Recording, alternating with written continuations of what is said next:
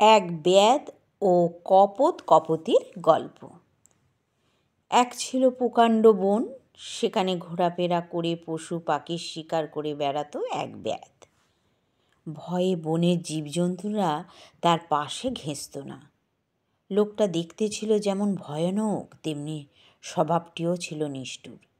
এই নিষ্ঠুরতার জন্য তার আত্মীয় বন্ধুরা তাকে ত্যাগ করেছিল।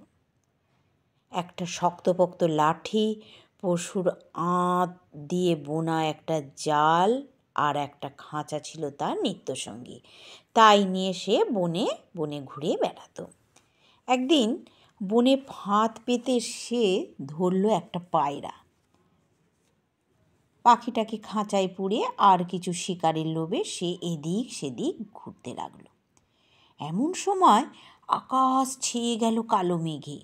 শুরু হলো গুরু গুরু মেঘের ডাক, আর গাছগাছালি মাথা ঝাঁকিয়ে ছুটে এলো ঝোড়ো হাওয়া। প্রচণ্ড ঝড় আসছে বুঝতে পেরে ব্যাদ বন থেকে বেরোবার জন্য ছুটতে লাগলো। কিন্তু সেই বনে থাকতে থাকতেই নেমে এলো মুষলধারে বৃষ্টি। ব্যাদ ছুটে গিয়ে একটা ঝাঁকড়া গাছের তলায় আশ্রয় নিল। ঠান্ডা হাওয়া আর জলে ভিজে তার তখন কাঁপুনি ধরেছে। টানা বৃষ্টি চলল সন্ধ্যা পর্যন্ত। তারপর মেঘ পরিষ্কার হলো, চাঁদ দেখা দিল আকাশে। সারাদিনের পরিশ্রমে ব্যাধের তখন খিদে পেট জ্বলছে, তার উপরে প্রবল ঠান্ডায় ঠকঠক কাঁপুনি। ব্যাধের প্রাণ যায় যায় অবস্থা। সে তখন গাছতলায় দাঁড়িয়ে ওপর দিকে তাকিয়ে জোড়হাত কাতর স্বরে বলতে লাগলো, এই গাছে যদি কেউ থাকো, আমাকে রক্ষা করো। আমি শরণ নিলাম। শীতে আর খিদে আমি বড়ই কাতর হয়ে পড়েছি। দেবতা হও, পশু হও, পাখি হও, আমার প্রাণ রক্ষা করো। এখন হয়েছে কি, সেই গাছে অনেক দিন থেকে বাস করত একজোড়া কপোত। তখন কপোতই ছিল না, তাই একটা নিচু ডালে বসে কপোত আকুল হয়ে বারবার বলছিল, হায় হায়, ঝড় বৃষ্টি কখন থেমে গেল, আমার কপোতই তো এখনো ফিরল না। তাকে ছাড়া এই শূন্য বাসায় আমি কি করে থাকব? সে যে আমার প্রাণের অধিক ভালোবাসত। কপোতী, তুমি কোথায়? কপোত জানত না তার প্রিয় কপোতী গাছতলায় ব্যাদের খাঁচার ভিতরে বন্দি হয়েছিল।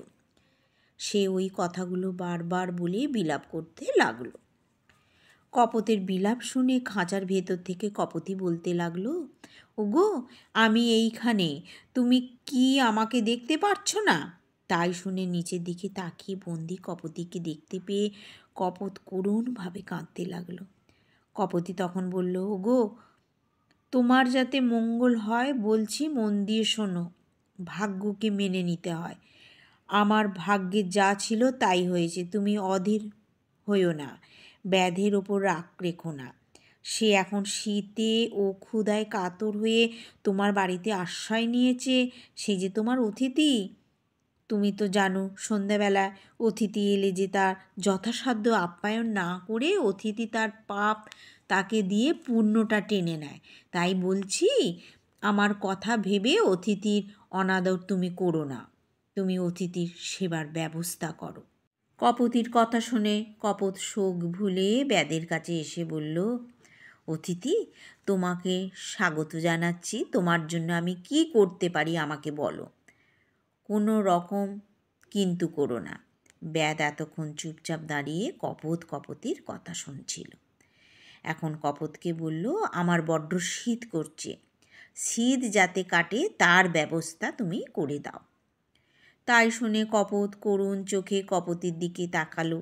তারপর উড়ে গিয়ে কোথা থেকে জ্বলন্ত কাঠ নিয়ে এলো। সেটি গাছতলায় রেখে তার ওপর শুকনো ডাল পাতা ভেঙে ভেঙে ফেলল। কিছুক্ষণের মধ্যে দাউ দাউ করে আগুন জ্বলে উঠল। ব্যাদ খুশি হয়ে আগুনের পাশে বসে তার ঠান্ডা জমে যাওয়া হাত পা সেঁকতে লাগলো। কপোত তখন বলল, অতিথি, আমরা বনের পাখি, যা পাই তাই খেয়ে বেঁচে থাকি। আমরা এমন কোনো সঙ্গীতি নেই যা দিয়ে তোমার খিদে মেটাতে পারি। আমার মতো দুর্ভাগা আর কে আছে? তবু আমি যথাসাধ্য তোমার সেবার চেষ্টা করব। একটু অপেক্ষা করো। আমি তোমার খাবার জোগাড় করছি। এই বলে কপোত জল ভরা চোখে কিছুক্ষণ খাঁচাবন্দি কপতির দিকে তাকিয়ে রইল। তারপর সে প্রফুল্ল মনে আগুনে ঝাঁপিয়ে পড়ল। তাই দেখে কপতি খাঁচার ভেতর থেকে আর্তনাদ করে উঠল। কপতকে আগুনে পুড়তে দেখে ব্যাদের মন করুণায় ভরে গেল। সে হায় হায় করে ঝাঁপিয়ে পড়ে কপতের ঝলসানো শরীরটা আগুনের ভেতর থেকে তুলে আনলো। কপালে করাঘাত করে কাঁদতে কাঁদতে সে বলতে লাগলো, হায় হায়, কি পাপ আমি করলাম! আমার জন্য এই দয়ালু কপত তার শরীর দান করলো। সারা জীবনে আমি কাউকে এতটুকু দয়া করিনি, কেবল নিষ্ঠুর কাজ করেছি আর পাপের পর পাপ বাড়িয়েছি। এই মহৎ কপত আজ আমার নতুন শিক্ষা দিল। আজ থেকে আমি এই নিষ্ঠুর কর্ম ত্যাগ করলাম। যতদিন বেঁচে থাকবো অপরের জন্য কাজ করে আমার পাপের বোঝা কমাবো।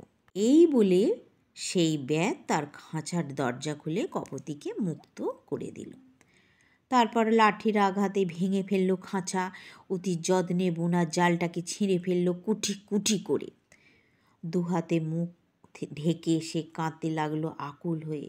খাঁচার বাইরে এসে স্বামীর ঝলসানো শরীরটা দেখে শোকে কপতির বুক জ্বলে পুড়ে যেতে লাগলো। সে বিলাপ করে বলতে লাগলো, কপত, তুমি যদি নেই তবে আমার এ জীবন আর রেখে কি লাভ? আমার শরীরটাও এই ব্যাদের সেবায় লাগুক। গভীর শোকে এভাবে বিলাপ করতে করতে কপতি সেই ধাউ ধাউ আগুনে ঝাঁপিয়ে পড়ল। শব্দ শুনে ব্যাদ তাকিয়ে দেখে জ্বলন্ত আগুনে কপতির দেহ পুড়ছে। সে ঝাঁপিয়ে পড়ে পোড়া শরীরটা আগুন থেকে তুলে আনলো, কিন্তু ততক্ষণ কপতির প্রাণ দেহ ছেড়ে গেছে। এবার আর কাঁদল না ব্যাদ। আগুনের দগ্ধ কপতির প্রাণহীন শরীর দুটি সেই গাছের তলাতেই মাটি খুঁড়ে পাশাপাশি শুইয়ে মাটি চাপা দিল।